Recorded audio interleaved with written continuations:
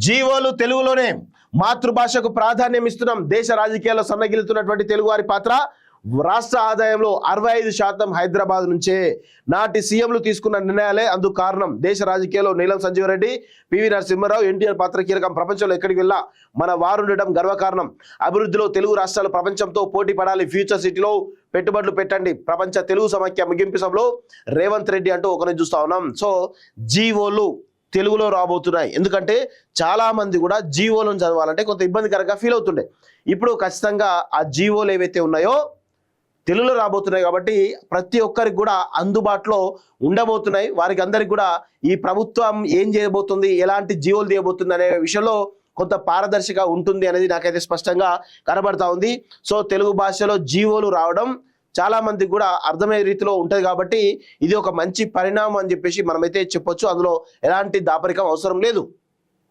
తమ ప్రభుత్వం వచ్చాక రైతు రుణమాఫీ జీవోను తెలుగు భాషలోనే ఇచ్చామని, జీవోలను తెలుగులోనే ఇచ్చేందుకు ప్రాధాన్యం ఇస్తున్నామని సీఎం రేవంత్ రెడ్డి చెప్పారు. హెచ్ఐసిసి వేదికగా 3 రోజుల పాటు నిర్వహించిన ప్రపంచ తెలుగు సమాఖ్య 12వ మహాసభల ముగింపు కార్యక్రమానికి సీఎం ముఖ్య అతిథిగా హాజరై ప్రసంగించారు. దేశ రాజకీయాల్లో నీలం సంజీవ్ రెడ్డి, పివి నరసింహారావు, నందమూరి తారక రామారావు ఎంతో కీలకంగా వ్యవహరించారు అని, ఆ తర్వాత వెంకటస్వామి, జైపాల్ రెడ్డి, వెంకయ్యనాయుడు ప్రభావం చూపించారని, అలాగే చంద్రబాబు నాయుడు, వైఎస్ఆర్ ప్రభావం చూపించిన ప్రస్తుత జాతీయ రాజకీయాలు తెలుగువారి పాత్ర సన్నగిలిందని సీఎం రేవంత్ రెడ్డి అన్నారు. పాపం కేసీఆర్ పేరు మర్చిపోయినాం. కేసీఆర్ కూడా దేశాన్నే కాదు ప్రపంచాన్నే పెద్ద ఎత్తున ప్రపంచంలో గుర్తింపు తెచ్చుకున్నాడు కదా. మరి ఆ విషయం కూడా చెప్తే బాగుండేది.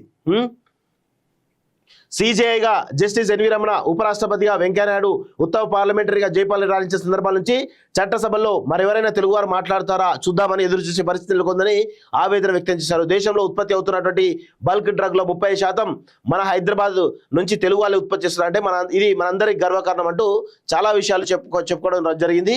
సో దానిలో భాగంగా ఏదైతే ప్రపంచ తెలుగు సమాఖ్య వచ్చినటువంటి చాలా పెద్ద పెద్ద వాళ్ళు ఎవరైతే ఉన్నారో వాళ్ళందరినీ కూడా ఈ 30,000 ఎకరాల్లో ఫ్యూచర్ సిటీ కడుతున్నాం కదా, దానిలో పెట్టుబడి పెట్టారని చెప్పేసి కూడా నిన్న చెప్పడం జరిగింది.